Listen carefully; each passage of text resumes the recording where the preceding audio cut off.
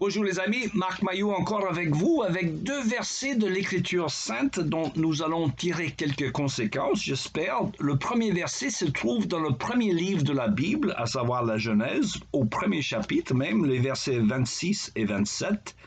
Et Dieu dit, faisons les hommes pour qu'ils soient notre image, ceux qui nous ressemblent, qu'ils dominent sur les poissons de la mer, sur les oiseaux du ciel, sur les bestiaux, sur toute la terre et sur tous les reptiles et les insectes. Dieu créa les hommes pour qu'ils soient son image. Oui, il les créa pour qu'ils soient l'image de Dieu. Il les créa hommes et femmes. Et un deuxième verset qui se trouve chez le prophète Jonas, dernier chapitre de ce livre. Il s'agit bien sûr, pour situer le verset dans le contexte, où le Seigneur donne sa raison ou ses raisons pour ne pas anéantir cette ville qui était pécheresse, comme toutes les villes, mais il disait au prophète, « Et tu voudrais que moi, je n'ai pas pitié de Nénive, de cette grande ville où vivent plus de 120 000 personnes qui ne savent pas distinguer le bien du mal, sans compter les animaux en grand nombre. » Alors, fin de la citation. Mes amis, est-ce que la vie humaine vaut plus que celle des animaux? Qu'en pensez-vous?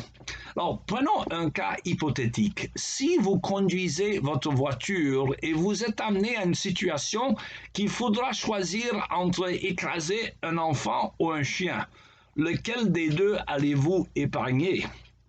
L'être humain, j'espère. Pourtant, la théorie de l'évolutionnisme, ou plutôt du transformisme, réduit l'homme à une bête un peu plus évoluée que les autres, sans différence qualitative. Il y a quelques années, j'ai vu une interview avec un compatriote américain qui avait fait des missions de sauvetage en hélicoptère lors de la guerre au Vietnam et qui a raconté cette histoire. Alors, l'équipe de sauvetage dont il faisait partie était en train de tirer des gens d'un village au Vietnam où les eaux d'une inondation mettaient en danger les mettaient en danger de noyade. Et parmi les gens de ce village, il y avait une femme qui avait un enfant sous un bras et un petit cochon sous l'autre. Et le militaire dans l'hélicoptère lui disait qu'il n'y avait pas de place dans l'hélicoptère pour prendre les deux. Et à son grand étonnement, la femme a relâché le bébé pour prendre le cochon à bord. Il était quand même très choqué et se demandait quelles pouvaient être les valeurs de quelqu'un qui ferait une chose pareille. Alors, avant de juger trop sévèrement cette femme vietnamienne, sachez qu'actuellement en Occident, jadis chrétien, on assiste à la promulgation des lois absurdes selon lesquelles la destruction des œufs de certains animaux, des tortues ou des aigles, est sévèrement punie, alors que le massacre des êtres humains dans le ventre de sa mère n'est pas puni. Au contraire, il est même en partie payé par nos impôts. Je dis cela à peu près après le 47e anniversaire de la décision de la Cour suprême des États-Unis qui autorise l'avortement désormais dans tout le pays. Alors, en 1992, le fondateur de la chaîne de télévision TBS, dénommé Ted Turner, il parlait à une conférence à Miami Beach. Il disait que beaucoup de meurtres sont la conséquence d'une surpopulation. Alors, à la racine du problème, disait-il, c'est la foi chrétienne qui enseigne que les êtres humains valent plus que les animaux.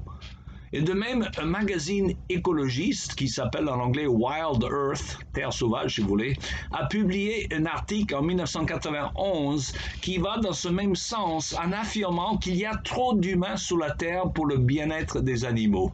Écoutez bien ce qu'ils ont écrit, et je le cite. « Si vous n'avez pas donné beaucoup de réflexion à l'idée de supprimer volontairement des humains, l'idée d'un monde sans humains pourrait vous sembler bizarre.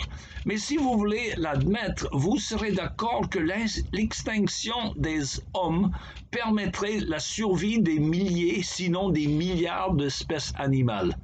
Éliminant progressivement la race humaine résoudrait tous les problèmes de la Terre et de l'environnement. » Alors, vous vous rendez compte à quel point ces illuminés sont prêts à nous amener? Alors, quel contraste avec la notion biblique selon laquelle seul l'homme est spécial parmi toutes les créatures car créé à l'image de Dieu. Alors, attention, cela ne lui donne pas à l'homme la permission de faire ce qu'il veut sur la terre. Au contraire, Dieu a mis Adam et Ève sur la la terre avec l'ordre exprès de la cultiver et d'en prendre soin. L'homme est le gérant de la terre, car c'est Dieu qui lui confie cette mission.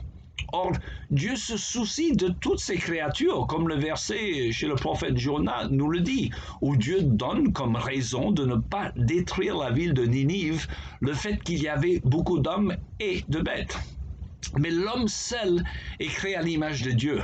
Et c'est de ce fait même que vient sa dignité intrinsèque. Qu'il soit gentil ou méchant, chaque être humain a cette dignité intrinsèque dès sa naissance. Mais dès que vous vous écartez de cet enseignement de base de la Bible, vous vous exposez à toutes sortes de croyances illuminées, je dirais, toutes plus farfelues les unes que les autres. Et voilà, bienvenue au monde moderne post-chrétienne.